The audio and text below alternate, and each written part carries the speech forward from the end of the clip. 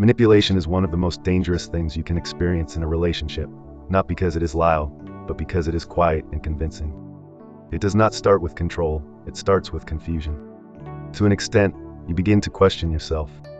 You begin to shrink your reactions. And you begin to feel like you are always the problem, even when something inside you is clearly telling you that something is wrong. And slowly, without realizing it, you start apologizing for things you didn't do. That is how manipulation starts. It does not just hurt you, it rearranges your thinking until you no longer trust your own feelings. Now, what is manipulation? Manipulation does not come directly as insults or disrespect. Sometimes it is calm. Sometimes it sounds reasonable. And sometimes it even sounds like love. Manipulation is when someone disrespects you, then turns around and makes you feel guilty for reacting to it. They cross your boundary, but instead of taking responsibility, they question your response. They say you are too sensitive, or they say you are too dramatic.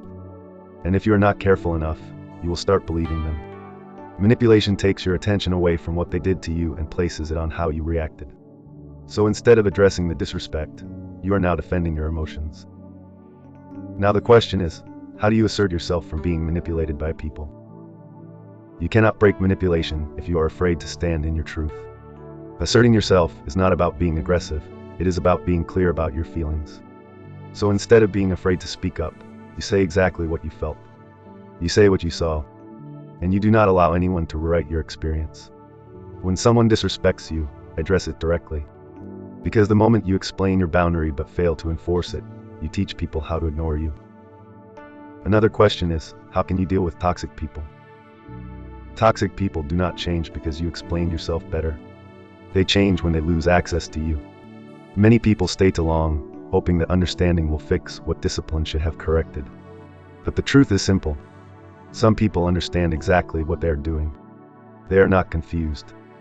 They are just comfortable disrespecting you, manipulating you, and comfortable knowing you will stay no matter how they treat you.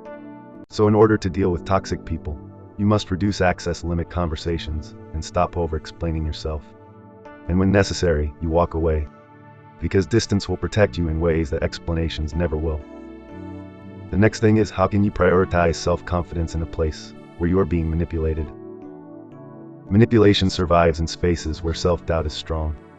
If you do not trust yourself, someone else will take control of your reality. Self-confidence is not pride.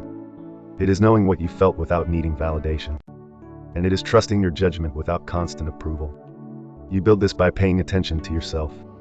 When something feels off, do not ignore it. When something hurts you, do not dismiss it. Your feelings are not always perfect, but they are signals. And the more you listen to them, the stronger your inner voice becomes. Confidence grows when you stop abandoning yourself just to keep someone else comfortable. The last question is, how can you develop emotional intelligence? Emotional intelligence is what helps you see clearly instead of reacting blindly. It is the ability to pause and ask yourself important questions like, what actually happened? What did I feel? And why did I feel that way? It helps you separate facts from manipulation. It allows you to respond with awareness instead of confusion. When someone tries to twist the situation, emotional intelligence keeps you grounded. You do not absorb everything, you evaluate it. Slowly, you begin to notice patterns. You begin to recognize behavior. And you begin to understand that not every apology is genuine, and not every explanation is truthful. And that awareness protects you. Because once you see clearly, it becomes harder for anyone to control your perception. My advice for you is this. If you constantly feel like you are wrong for expressing pain, you are not in a healthy relationship. If you are always explaining your feelings, but never being understood, something is wrong in that relationship. And if someone keeps disrespecting you, then blames you for reacting to it, that is not love. That is control disguised as love. A man who values you will not punish you for having emotions. He will not make you feel guilty for expecting respect. And he will not turn every misunderstanding into argument. You do not need to beg to be treated right. You do not need to shrink to keep someone. The right relationship will not confuse you. It will not drain you. And it will not force you to lose yourself just to maintain a relationship. So pay attention. Not just to what he says, but to how you feel around him.